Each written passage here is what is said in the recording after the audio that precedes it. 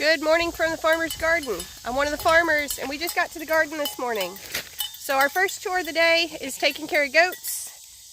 Since they're out here eating leaves and trees and things, we have to take care of them when we first get here in the morning. So first stop of the day is mineral. I was going to have to buy some, and Mama reminded me that we left some in their feed building last year. So woohoo! Get that put out for them. And we'll get them fed. Mineral is super important for all of your livestock.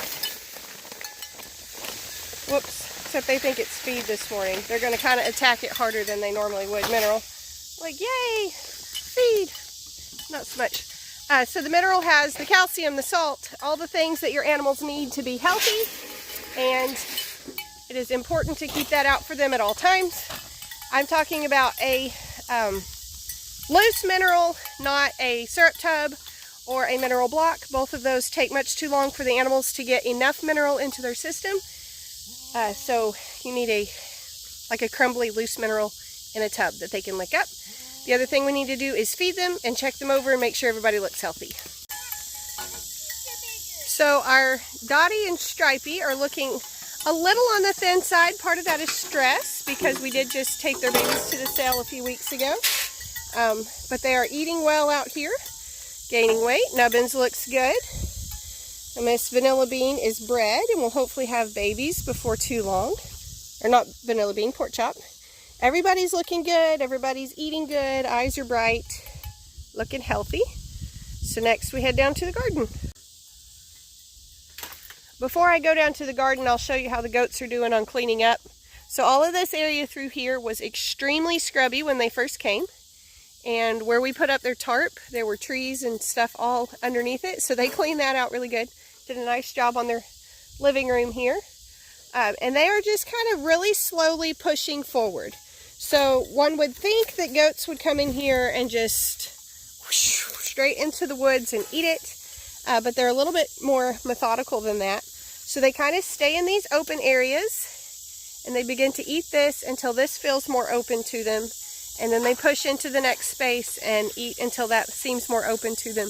And I haven't totally pegged why they do that. I'm guessing it's just a prey animal response to just kind of stay where they have an open place where they feel safer to go if there was a predator out here, which there shouldn't be. But I'm guessing that's why they're doing that. But they're cleaning up slowly and surely, working their way through all the scrub. All right, it's been a little bit since I did a video in the garden, so I'll show y'all how things are looking. So this patty pan squash right here was planted later than the rest of it.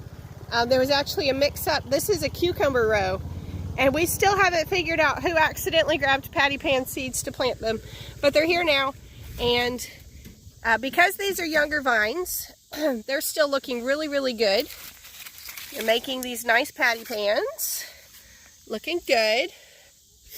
But this row was originally planted in cucumbers, and you can see that most of the cucumbers are tired, and they are about done. In fact, this vine is ready to be pulled. I'm not sure if we'll do that today. These vines probably could be pulled, but they are putting on new growth since we started watering, so we'll wait and see. Over here, these should be the salad cucumbers, and we're getting lots of them like this lately just because the vines have died back so much. We're getting lots of sunburn and lots of issues like that. The orange on the plastic. So y'all know this should be bright white pretty mulch plastic. This orange is from the iron content in our water. So when we started watering with our well, woohoo, watering with the well, it has a high iron content, and so that is the orange color that you see. Sorry, still getting over that cough from the other day. That iron content is turning things orange. You can even see it in the leaves of our plants. And so we're working on a way to fix that iron, but also some water samples to ensure that long term that's not going to do us any harm. You can see we're starting to lose some plants through here. Part of that is just that these are tired. We went back and looked the other day. I think we are now at 8 weeks of harvest on these plants. So that's a long time for them to be putting out like they have been, so they're just tired. But with the water, they are starting to make again. Some varieties are, some aren't. So we'll keep pushing them as long as we can, and we'll also get some new ones in. But that kind of gives you an idea of what the garden is looking like right at this moment. All right, so the kiddos are going to get started picking yellow squash and patty pans today. Those are the two that are still producing fairly well. So they're going to pick those, and Brandon and I are going to get started in this chunk. This chunk had our tomato plants in it. You can also remember that this is the spot that washed out really, really severely back in the spring. And so now that the tomatoes are done, we have pulled them, and now we're going to haul off those vines. We do not feed tomato vines to our goats. That's a nightshade, so those do not get thrown over the fence. A lot of other vines do. But this area will be cleaned up. It does have drip tape still in here, and this drip tape has not even been used yet. So our goal is to hopefully repair these beds without pulling that drip tape, because now that the well is running, we do have the parts on order to hopefully get that up and running. But the goal is to repair the beds, lay fresh plastic without pulling the drip tape. We'll see how that works. But first we have to haul off all of these old tomato plants that we pulled last week. If you're on our Facebook, you've probably seen that we were sick last week. We are still dragging. So while we take a minute to be slow, I'm going to show you some of the deer damage in the peas. Okay, this particular row got partly mowed, so some of this is mower damage. The deer has sort of started leaving them alone now that the goat weeds are up, just because deer don't really like the goat weeds. But like you can see through here, where all we have is these sticks poking out, that's deer damage. These are blooming again. They're trying. They have tried so hard to be good pea plants. The deer has just made it nearly impossible. This part of the garden also has a major washing situation. This doesn't show up well on camera. So let me just step down in this. This is my leg inside that's my knee. That's the thing. Knee deep in here. And very wide. It's huge. So we have to figure out dirt work to fix this before we can replant this area. But right uphill, if I can get back out of here, where our potatoes were, this is about to be replanted in peas. Now, as far as we know, the deer is still coming in. In fact, we're still seeing evidence that the deer is still coming in. But we are going to replant this in peas. So our goal is to plant the peas and water them. Remember that we've only been watering anything for a couple of weeks now. We don't have power to the well yet. We were waiting on Upshur Rural Electric to come and bring the power to us. And then when all the storms came through in mid-June, and they had massive, massive damage to their lines, that put new construction back. So new homes, new wells, new anything was put back while they repaired existing structures. So we went from 3 to 4 weeks out to, I don't know, like 5 or 6 weeks out. And honestly, we still haven't heard anything from them. So we got a generator. We found a good deal on a used generator, and we're running the well on that for now. And that is allowing us to water, which brings us back to peas. We are hoping to plant the peas and just water the mess out of them. Our goal is to water them and get them growing so fast that the deer can't keep up with them. So hopefully this whole potato patch within the next couple of weeks will have peas, actually within this week. That's the goal. We'll have peas, and then they'll be up, and we're just going to water the crud out of them and hopefully stay ahead of the deer and keep them growing faster than she can eat. That's the goal. But hunting season is coming for that deer. Hunting season is just around the corner for her. She is a pestilence. So that's where we're at on this. So we got to finish cleaning up these tomatoes as soon as we finish our break. But that's your update on the peas. Another project we're working on out here today is trying to see if we can recondition our watermelon vines for a second crop this fall. I don't know that I have ever seen red noticed that anybody else did this before, but we're going to experiment with it. It may be a thing, it may not be, we'll see. But what these are the same watermelons that we planted for our gorgeous Charleston Grays that we already harvested this year. And then, you know, the coon found us, and then we started having like some pollination issues where they're shaped funny, just less quality fruits.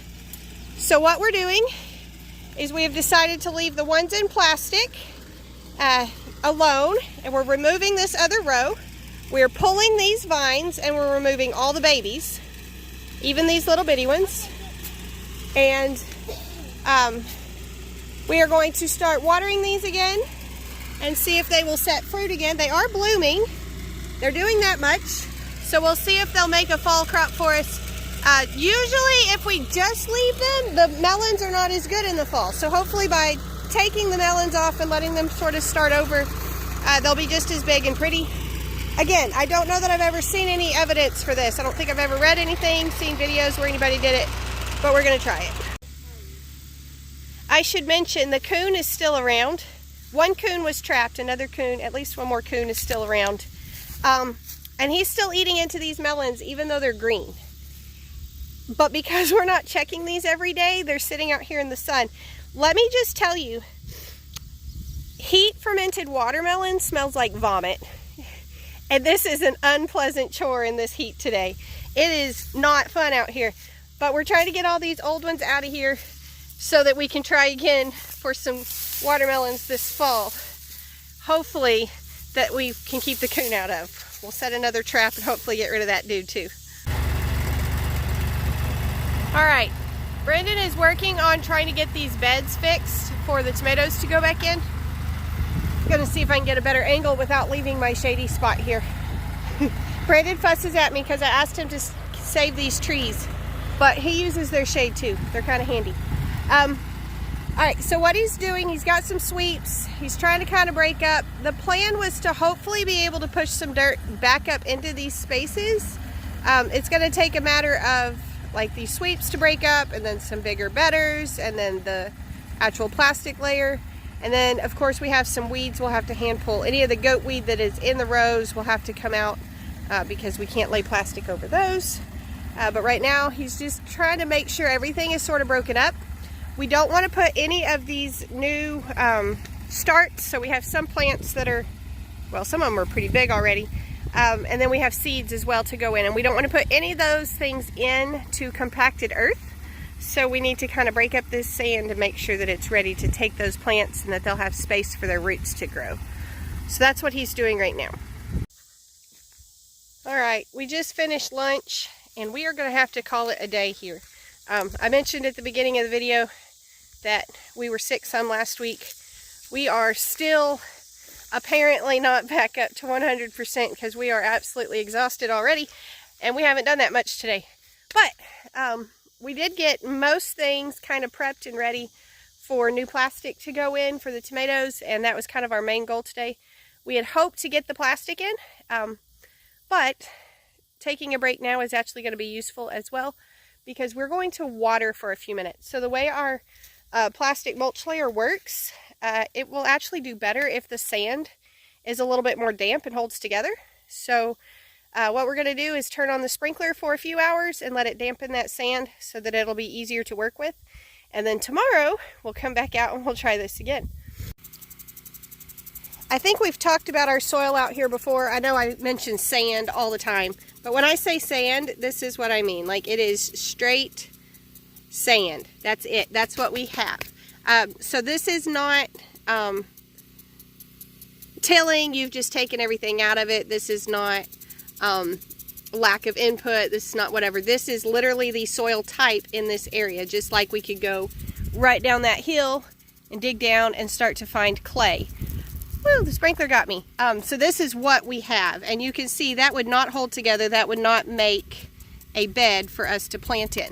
So that's the goal behind the sprinkler. We hope to put out essentially an inch of rain, and that will allow this to pack together enough to hold and make those beds. We did decide that it was not crusty enough to prevent plants from growing. It did have enough looseness to it to keep it, to let those roots grow. It just needs the moisture now to hold it together. So that's what the sprinkler is going to do. Okay, so that's the end of today out here anyway. We're going to head home, rest a little more, and be ready to hit it again tomorrow. So I guess this is part 1 of preparing for fall planting. We actually did get quite a bit done. We got those watermelons cleaned up. We finished cleaning up tomatoes. Tomatoes are really, after the water, they're almost ready for plastic and new things to go down.